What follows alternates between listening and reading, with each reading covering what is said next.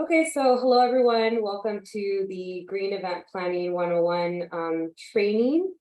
My name is Lily Ledesma. I am the Zero Waste Coordinator here at DH, and this presentation is going to be very helpful because it has a lot of tips and information about the many ways that you can make your events as sustainable as possible this academic year, while also staying in compliance with a couple of campus regulations that we have. If you're watching this recording, it's most likely that you are responsible for some elements of event planning on campus. So hopefully this information is very helpful. For the first part, I did want to discuss why green event planning is even necessary. And one of the most common policies that comes up is our CSU single-use plastics policy. Now, this policy was enacted in December 2018, and it articulates the CSU as a system, their requirements related to single-use plastics to ensure that procurement and contracting activities are in compliance with the system-wide sustainability goals and any applicable regulations. So, and why plastics was even chosen is because it does make up a very significant portion of the waste that campuses send to landfills. And you may even think about your own events that you may have hosted or you may have attended in the past where you might have thought, oh yeah, a lot of things are being thrown away. So this policy was kind of enacted to address that. The only exceptions to this policy are made for complying with Americans with the Disability Act, any requirements. So if they're not able, if they require the use of plastic straws for some disability, that is where there are some exceptions. The deadlines for this is in January 2019, plastic straws and carry-out bags were banned. In 2021, last year, styrofoam food service items are no longer allowed. And the one that's kind of coming up in the horizon, in which I believe many of you who are watching this recording or joining us, is the plastic water bottles. What do we do with these? I'm going to go ahead and give a couple of tips first about that, but it is possible. I know it may sound like it's a big daunting task, but a couple of universities in the CSU system have already stopped selling water bottles. Humboldt State was one of the first. They stopped in 2012, so over 9 years ago. And there are a lot of different CSUs that have done this. It's also important to note that this single-use plastic policy aligns with different California laws as well. So it's not just the CSU, the only reason why we're doing this, it's also because of the state. And what about us? Why are we, aside the plastic water bottles, what about being as sustainable as possible? So our goal here on campus is to achieve a 90% waste diversion rate by 2025. We have a couple of assembly bills and Senate bills that are required of us because we are a large generator of commercial waste, especially at events. So we should be having through SB 1383 a mandatory organics collection program. So anytime you have an event, we have to offer people recycling, landfill, and compost as well. And just a general, I'll spend 10 seconds on this. A general reason why we should be doing this is we don't want to just be purchasing single-use plastic water bottles, for example, where someone drinks it, throws it away, and then it's done. We want to avoid that linear approach of items just having a one-purpose use and then it ends up in the landfill, and adopt a more systems-level circular approach where they're items that can be either reused or recycled. Okay, so as I promised, the first thing we're going to talk about are some tips for how to handle waters, plastic water bottles when you have events while being in compliance to that CSU single-use plastics policy.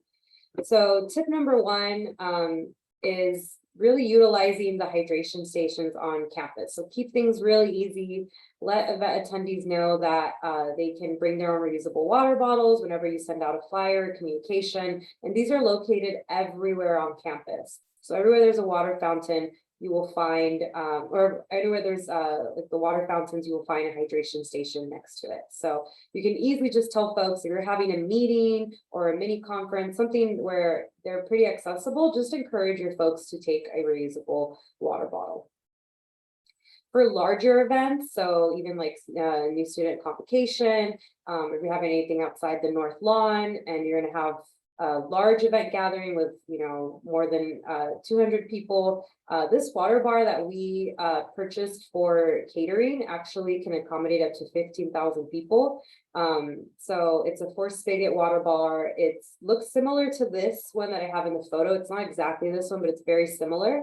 And it is available for rent. All you need to do is contact DH Catering, and they have it at a very moderate price, very affordable, and easy to rent. I believe they take it over to you, and it's just an easy thing for you to do, to have folks bring their reusable bottles or have some kind of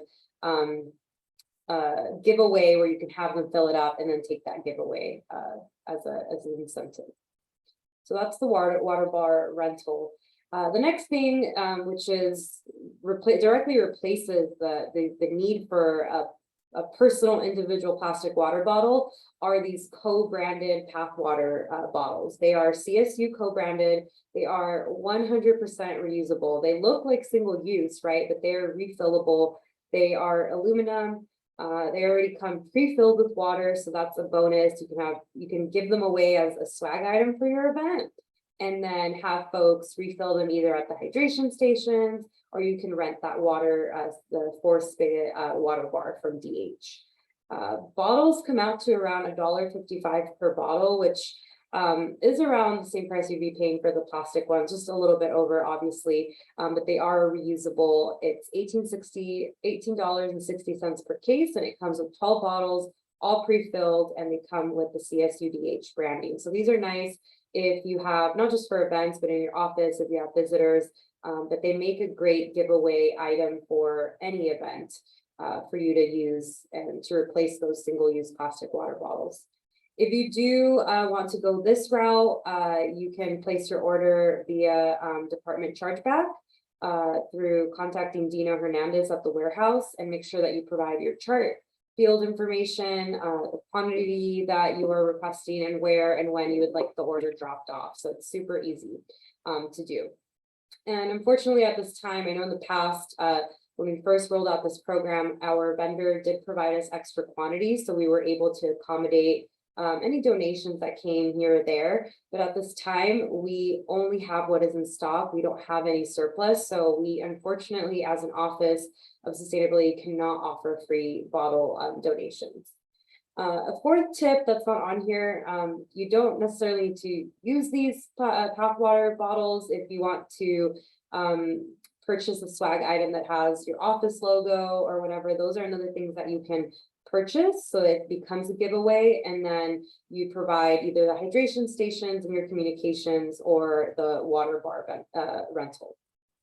So there are ways to do it where you're providing people with a giveaway, but also still able to provide them water.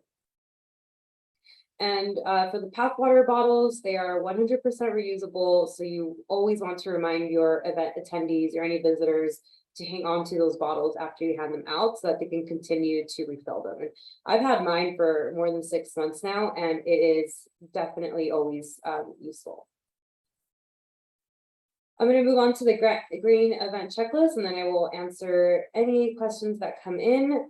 So for the green event checklist, that doesn't have to do with plastic water bottles. There are a couple of other tips that you can, and areas that you can implement to be a sustainable green event. First of all, for zero waste, make sure when you are either filling out your request form for the local student union, or if you're doing it through facilities, make sure that you request that 3-stream zero waste station to collect any recycling, food waste, or landfill. So you'll need to indicate that on the form. If you're having any vendors, so if it's a tabling event and you're having Kaiser come or any other vendors, for example, you want to encourage them to minimize the use of individually packaged products. So if they're going to do giveaways, make sure that they don't come with plastic. Encourage them not to hand out flyers, any unnecessary things. You would want to discourage that. And then if you have any leftover food, you can donate it to the Campus Food Recovery Network chapter. You can also enter it on the Eats app that DH has, that basically you put any food that you have left over, and then students get pinged and notified that food is available for them to grab. For sustainable purchasing, so that you are in compliance with that CSU single-use plastic policy. Make sure that there are no styrofoam plate or products at the event. Use reusable plateware and utensils when you can. And you can even purchase incentives. So you can purchase like bamboo utensils, things that people can take home with them. We offer as our office, when we do events, we have these really cool reusable utensil sets that we give out. So it serves a double purpose. It allows people to eat with the utensils, and then they get to take it home as an incentive. And then serve water and beverages from a dispenser. So I mentioned that water, force spigot water bar that is available, and use recyclable cups. So if you are gonna get that water rental bar, water bar rental, you can get recyclable cups to encourage event attendees to use those or bring their own reusable cups. So we're not handing out plastic water bottles. And you want to get on top of that, especially since the January 1st, 2023 deadline is soon approaching. For sustainable food, you can plan a menu that uses in season, fresh, organic produce. If you want to do even plant-based, that's a bonus. And you can request items that are fair trade. Our DH catering is pretty on board with sustainability, so they can accommodate any of these requests. DH Catering also receives some harvests from the campus urban farm, so that's also something that can be requested. For supplies, we encourage you to go entirely paperless by using a projector, dry erase boards, laptops, smartphones, etc. And that's going to replace any individual paper handouts or flip charts that you may have.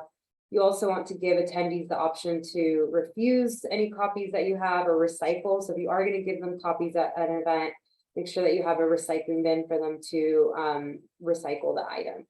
If you absolutely need to print, double-sided is the way to go, and then collect any leftover paper copies after the event.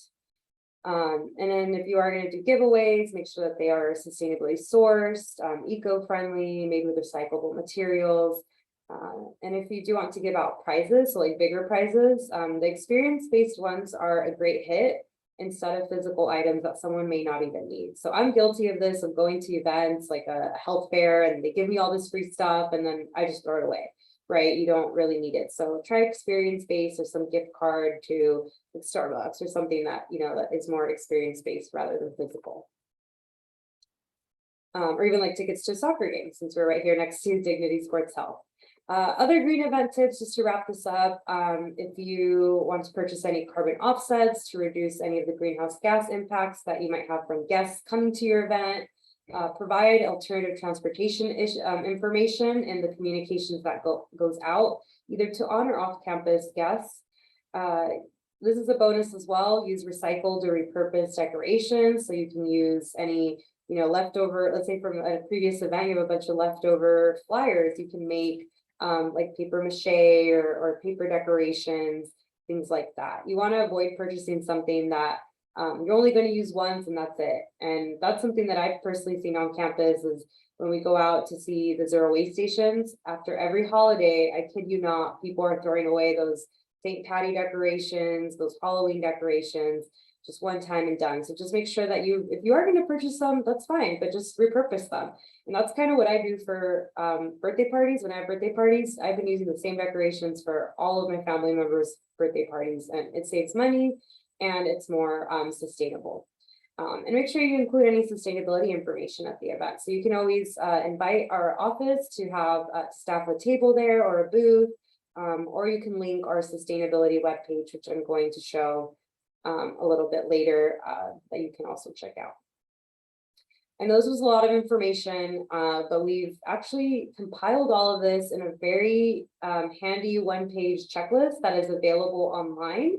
You can download it by visiting csudh.edu/sustainability, and it's under the purchasing and procurement tab.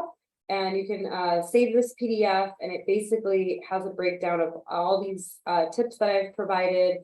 And you can also fill out the form online so that you can get a green event certification logo. So we would recognize your event as a green event.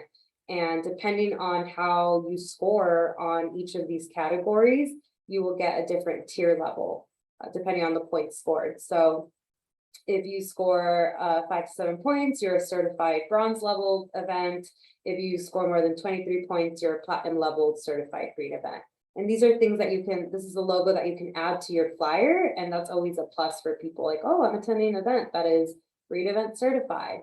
So you definitely want to reduce your environmental impact by adopting the green practices that I mentioned earlier, and also to be in compliance with that system-wide CSU single-use plastics policy.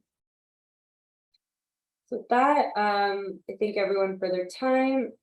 And if there's any other questions, my contact information is here, as well as my email. And I definitely encourage you to visit our website, csudh.edu/sustainability.